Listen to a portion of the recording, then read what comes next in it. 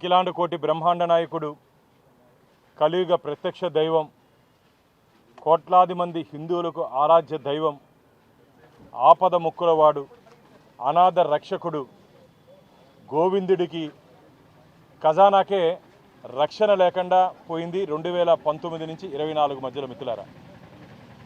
గోవిందుడు వెంకటేశ్వర స్వామి ఖజానాకే రక్షణ లేకుండా పోయింది. నివ్వెరపోతున్నాం. ఒక్కొక్క అంశం మా దృష్టికి వస్తూ ఉంటే అసలు వీళ్ళు మనుషుల పశువుల అని అర్థమవట్లే. మనుషుల రాక్షసుల? భగవంతుడి డబ్బుని వాటాలు చేసుకొని పంచుకొని కోట్ల రూపాయలతో వ్యాపారాలు చేసుకుంటున్నట్టు ఆ రోజు ఇన్వాల్వ్ అయినట్టు వీరిని చర్యలు తీసుకోకుండా 2019 నుంచి 24 వరకు తిరుమల తిరుపతి దేవస్థానాల్లో పనిచేసినట్టు ఎగ్జిక్యూటివ్ ఆఫీసర్ ఎందుకు మౌనంగా ఉన్నారు? వీరి మీద ఎందుకు చర్యలు తీసుకోలేదు? మిత్రులారా, తులాభారం అత్యంత పవిత్రమైనటువంటి స్థలం తిరుమల ఆలయంలో. మొత్తం తులాభారం మొక్కుంటారు. మా ఇంట్లో నా బిడ్డకి వివాహం అయితే తులాభారం చేస్తాం. నా కూతురికి బిడ్డ పుట్టినాక ఆ బిడ్డను తీసుకొని వచ్చి తులాభారం చేస్తాం. నా బిడ్డకి ఆరోగ్యం సరిగైతే తులాభారం చేస్తాం. నా భర్తకి ఆపరేషన్ సక్సెస్ అయితే తులాభారం చేస్తాం. ఇదే కాకుండా నిలువు దోపిడి కూడా ఇస్తారు హుండీలో మిత్రులారా. అంటే ఒంటి మీద ఉన్నటువంటి మంగళసూత్రాలతో పాటు హుండీలు వేసే సాంప్రదాయం ఉంది. ఆ హుండీలే సమర్పించిన కానుకలను కూడా 2019 24 వరకు అప్పుడు జరిగినటువంటి పరకామణిలో కోట్ల రూపాయలు దారి మళ్ళీపోయింది. దాని మీద విచారణ చేసి లోక్ అదాలత్లో ఇటు చిట్టి కింద పంచాయతీ చేసినట్టు వారిని లోక్ అదాలత్లో రాజీ చేసి పంపించేశారు. ఇది తులాభారం అంశంలో కాంట్రాక్ట్ ఎంప్లాయీస్, అక్కడ ఉన్నటువంటి కాంట్రాక్ట్ ఎంప్లాయీస్ కొందరు నిత్యం రోజు లక్షల రూపాయలు తీసుకొని బయట వచ్చేశారు. వారి మీద మేము గతంలో అప్పుడు పనిచేసినటువంటి ఈఓకి మేము ఫిర్యాదు చేశామని చెప్పి కొందరు నా దృష్టికి తీసుకొని వచ్చారు. నేను ఇంటర్నెట్లో కనుక్కుంటే జరిగింది వాస్తవము, మేము విచారణ చేశాము, కానీ వారి మీద చర్యలు తీసుకోలేదు. ఎందుకు చర్యలు తీసుకోలేదు? ఆ వాటాలు ఎక్కడికి పోయింది? ఆ తులాభారం వాటాలు ఎవరెవరికి వెళ్ళింది? ఆ కోట్ల రూపాయలు ఎవరెవరు ఇళ్ళకి చేరింది? ఆ కోట్ల రూపాయలు ఎవరెవరు చేతికి చేరిందో నిగ్గు తీర్చాల్సిన అధికారులు వారిని కాంట్రాక్ట్ ఎంప్లాయీస్ని తొలగించి ఆ స్థానంలో పర్మనెంట్ ఎంప్లాయీస్ని పెట్టారు. ఎంత అన్యాయం ఇది వెంకటేశ్వర స్వామి దగ్గర జరిగినటువంటి అంశం. కాబట్టి దీని మీద టీటీడీ ధర్మకర్తల మండలి సభ్యుడిగా, వెంకటేశ్వర స్వామి భక్తుడిగా నాకు టీటీడీ విజిలెన్స్ వారికి గతంలో కూడా వారి టీటీడీ బోర్డులో కూడా నేను దీన్ని లేవనెత్తి వారి దృష్టికి తీసుకుని వెళ్ళడం జరిగింది.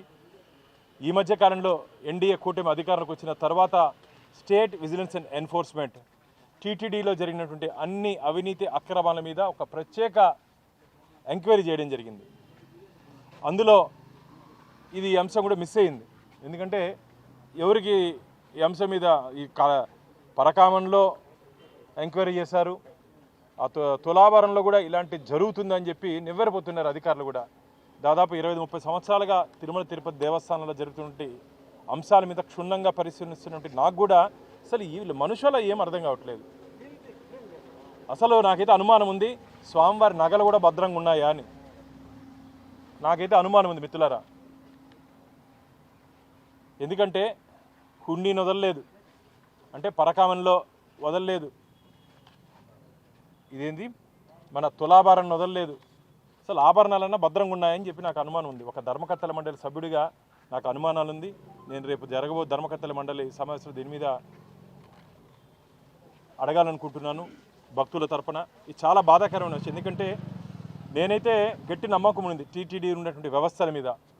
ఒక పిడికడి మట్టి కూడా బయటికి తేలేరని చెప్పి ఒక గట్టి విశ్వాసం నమ్మకం నాకు ఉండేది. కానీ 2019 నుంచి 24 మధ్యలో అప్పటి నుండి అధికారులు, ధర్మకర్తల మండలిలో ఉన్నటువంటి పెద్దలు గూడుపుటాన్ని చేసుకొని స్వామివారి సొత్తుని ఇట్లా ఇష్టానుసారంగా పప్పు బెల్లాలు పంచుకున్నట్టు పంచుకునేశారని చెప్పి ఒక ఆవేదన, ఆందోళనతో నేను మాట్లాడుతున్నా మిత్రులారా. ఇది మంచిది కాదు. ఏ విధంగా అయితే గతంలో తిరుమల తిరుపతి దేవస్థానాల్లో నేనే అంశం కూడా బయటపెట్టడం జరిగింది. 5 గ్రాముల బంగారు డాలర్లు, $300 మిస్ అయినప్పుడు justice Wadhwa committee, justice Jagannatharao committee ఏ విధంగా ఆ రోజు సుప్రీంకోర్టు చీఫ్ జస్టిస్తో ఒక ఎంక్వైరీ జరిగిందో ఆ విధంగా తిరుమల తిరుపతి దేవస్థానంలో గత 5 సంవత్సరాలు జరిగినటువంటి ఈ అవకతవకల మీద ఒక గట్టి ఎంక్వైరీ జరగాలి నిష్పక్షపాతంగా అని చెప్పి నేను భావించాను. విజిలెన్స్ అధికారులకి ఇక్కడ తిరుపతి నుండి విజిలెన్స్ అధికారుల దృష్టికి నేను తీసుకుని వెళ్ళాను. తొందరలోనే రాష్ట్ర డీజీపీ గారిని కూడా విజయవాడలో కలవబోతున్నాను. రాష్ట్ర గౌరవ ముఖ్యమంత్రి గారికి కూడా ఇక జరిగినటువంటి అన్యాయాల మీద వారికి కూడా వివరించబోతున్నాను. రాబో రోజుల్లో ఖచ్చితంగా ఇంటి దొంగలను వదిలే ప్రసక్తే లేదు.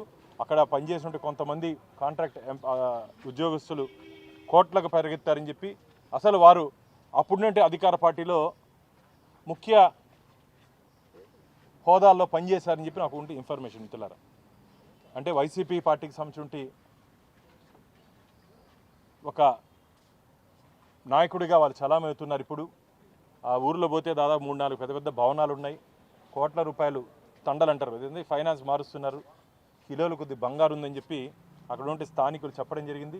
ఎంత బాధ అంటే దీని మీద గతంలో అనేక పర్యాలు అప్పుడున్నటువంటి ఈవో గారికి ధర్మారెడ్డి గారి దృష్టికి తీసుకుని వెళ్ళారు, మేలు చేశారు, చెప్పారు. ఎక్కడ విచారణ, ఎందుకు కాపాడారు వారిని, ఎవరి కోసం కాపాడారు వారిని, ఇవంతా బయట రావాల్సిన అవసరం ఉంది. కాబట్టి తిరుమల తిరుపతి దేవస్థానంలో 2019 నుంచి 24 వరకు, నేను ఎందుకు మళ్ళీ 2019 నుంచి 24 వరకు అని చెప్తున్నా అంటే 5 సంవత్సరాల జగన్మోహన్ రెడ్డి కాలంలో హిందూ దేవుళ్ళన్నా సరే, దేవస్థానాలన్నా సరే ఒక భక్తి లేదు, భయం లేదు. భక్తి అన్నా ఉండాలి, భయం అన్నా ఉండాలి. ఈ రెండూ లేనటువంటి వ్యక్తి జగన్మోహన్ రెడ్డి రాష్ట్రానికి ముఖ్యమంత్రిగా అయిన దౌర్భాగ్యం. వెంకటేశ్వర స్వామి ఆలయంలో ఇన్ని అరాచకాలు, అపచారాలు జరిగాయి మిత్రులారా. కాబట్టి దీని మీద డీటెయిల్డ్ ఎంక్వైరీకి నేను కోరాను. రాబో రోజుల్లో ఖచ్చితంగా ఈ విషయాలన్నీ బయటపడతాయి.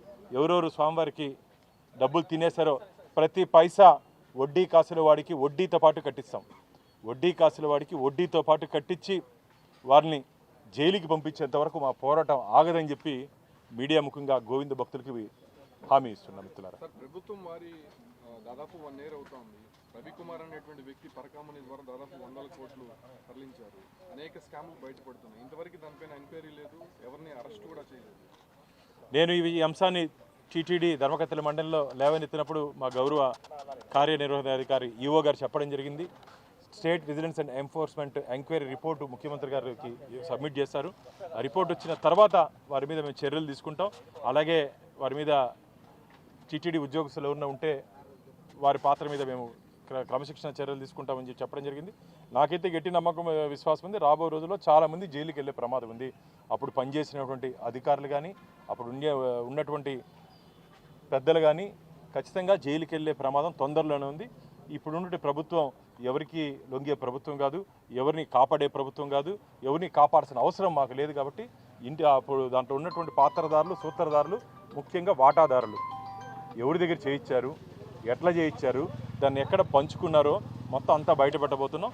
మొత్తం అందరినీ తొందరలోనే జైలుకి పంపించబోతాం. గత ప్రభుత్వంలో పనిచేసినటువంటి టీటీడీలో అధికారులు ఇప్పటికీ కూడా అదే ప్రాంతాల్లో, అదే స్టేటస్లో కూడా పనిచేస్తున్న పరిస్థితి. వాళ్ళ వల్లే ఈ అవినీతి కుంభకోణాలు ఏది కూడా వెలుగులోకి రాకపోవడం, ఏదైతే ఒక విచారణ పేరుతో కూడా జాప్యం జరుగుతుందని చెప్పి కూడా భక్తులు అనుకుంటున్నారు. ఇది ఖచ్చితంగా దీంట్లో వాస్తవం ఉంది. గతంలో పనిచేసినటువంటి ప్రభుత్వంలో ఉన్నటువంటి అధికారులు కొందరు ఇంకా టీటీడీలు ఉన్నారు కాబట్టి ఇంకా దానికి సంస్థలో కొన్ని లోటుపాట్లు బయట రాకుండా కాపాడుతున్నారని చెప్పారు. నేను ఈవో గారికి, చైర్మన్ గారికి చెప్పాము. అప్పుడు పనిచేసినట్టు అందరినీ ఖచ్చితంగా మేము బదిలీ చేయిస్తున్నాం. ముఖ్యమంత్రి గారు కూడా దృష్టికి తీసుకెళ్తే వారు కూడా బదిలీ చేయమని చెప్పారు. తొందరలోనే మార్పులు ఉంటాయి. జరగబోయే పాలక మండలి అంశంపైన ఖచ్చితంగా రేపు జరగబోయే ధర్మకర్తల మండలి సమావేశంలో దీని మీద నేను ఖచ్చితంగా చర్చిస్తాను. నాకైతే నివ్వెరపోతున్నాను. కొండ మీద ఆలయంలో ఏదైతే జరగకూడదు అనుకున్నామో, స్వామివారి వస్త్రాలు మిత్రులారా, శేష వస్త్రాలు స్వామివారికి శుక్రవారం నుంచి శుక్రవారం వరకు స్వామివారి మీద ఉన్నటువంటి శేష వస్త్రాలు కొందరికి మాత్రమే పరిమితం. అది ప్రధానమంత్రి, రాష్ట్రపతి, మన ముఖ్యమంత్రి, మన గవర్నరు, మఠాధిపతులు వీళ్ళకే పరిమితమైనటువంటి ఆ శేష వస్త్రాలు అది కూడా బయటికి వెళ్ళిపోయాయి. పరకామణిలో స్వామివారి హుండీలో డబ్బులు 100 కోట్ల రూపాయలు బయటికి వెళ్ళిపోయింది. తులాభారంలో బయటికి వెళ్ళిపోయింది. ఏం జరిగింది ఇక్కడ? నెయ్యి లడ్లు అక్కడ కల్తీ జరిగింది. వీళ్ళు మొత్తం ఉద్దేశపూర్వకంగా వెంకటేశ్వర ఆలయాన్ని ఏమైనా టార్గెట్ చేశారా? ఎందుకంటే కలియుగ ప్రత్యక్ష దైవం ఈరోజు స్పిరిచువల్ క్యాపిటల్, అది హిందువులకు ఆధ్యాత్మిక రాజధాని. అక్కడ దెబ్బ కొడితే వాళ్ళు ఏమైనా లబ్ధి పొందుతారని ఏమైనా ఆలోచించారేమో నాకు తెలియదు. కాబట్టి దీని మీద లోతుగా విచారణ జరిగితే వాస్తవాలు బయటకు వస్తాయి. ఎస్పీఎఫ్ పోలీసు విజిలెన్స్లో కూడా చాలా కాలం ఒకే ప్రాంతంలో ఒకే చోట కూడా సిబ్బంది కూడా పాతుకుపోయినారు. వాళ్ళందరూ కూడా ఇప్పటికీ గత ప్రభుత్వానికి సంబంధించినటువంటి అధికారులతో కూడా టచ్లో ఉన్నారని చెప్పి కూడా ఆరోపణలు. ఖచ్చితంగా ఇప్పుడు కూడా ఇక్కడ జరిగినటువంటి అంశాలు కొన్ని అప్పుడు ఉన్నటువంటి అధికారుల దృష్టికి వెళ్తున్నాయని చెప్పి నాకు కూడా సమాచారం ఉంది. వారందరినీ గుర్తిస్తున్నాం. ఎవరైనా సరే స్వామివారి పట్ల అపచారం చేస్తే, స్వామివారికి ద్రోహం చేస్తే, స్వామివారి డబ్బు తింటే ఖచ్చితంగా వారందరికీ రాబో రోజుల్లో వెంకటేశ్వర స్వామి గతంలో మనకు తెలుసు ఏ విధంగా శిక్షించారో, ఏ స్థాయిలో ఉన్నటువంటి వ్యక్తికైనా సరే ఏ విధంగా శిక్షించారో వెంకటేశ్వర స్వామి అందరికీ తెలుసు. ఆ విధంగా స్వామికి శిక్షిస్తాడు. మా ప్రభుత్వం ఎన్డీఏ కూటమి కూడా మేము గట్టిగా శిక్షిస్తాం.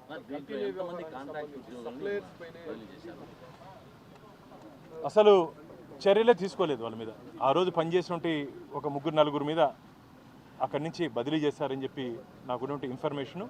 వారు ఒక్కొక్కరు కోట్ల రూపాయలకు పడగెత్తారని చెప్పి ఇన్ఫర్మేషను.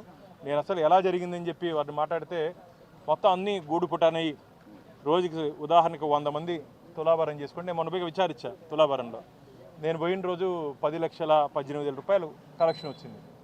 మొత్తం 95% నగదు వస్తుంది. నగదు డబ్బు రూపంలో వస్తుంది. వీళ్ళు ఒక 100 మందికి చేస్తే ఒక 100 మంది మనం తులాభారం చేసుకుంటే అక్కడ ఉన్నటువంటి మిషన్ని మానిటర్ చేసి దాన్ని 60కో 70కో తగ్గించి మిగతా 60 బ్యాంక్కి క్రెడిట్ చేసి మిగతా వీళ్ళు ఇంటికి ఎత్తుకొని వెళ్ళిపోయినారని చెప్పి ప్రాథమికంగా నాకున్నటువంటి ఇన్ఫర్మేషన్. తప్ప ఎలా జరిగిందని, అది బ్యాంక్ రిమిట్ చేయాల్సిన డబ్బులు వీళ్ళు ఎలాకెత్తుకొని వెళ్ళిపోయినారని. ఇంత దారుణం. అదే చెప్తున్నా కదా, ఒక గుప్పడి మట్టి కూడా ఆలయం నుంచి బయటికి తేలేమని చెప్పి విశ్వాసం ఉన్నట్టు నాకు ఈరోజు ఇంత ధైర్యంగా ఎవరు ఏం చేయలేరని చెప్పి ఒక అహంకారంతో ఎవరు ఏం చేసినా మమ్మల్ని తప్పించుకుంటామని చెప్పి నమ్మకంతో చేశారేమో. స్వామివారి దగ్గర ఎవరు తప్పించుకునే అవకాశమే లేదు. దీనికి ఫలితం చాలా కఠినంగా ఉండబోతుంది.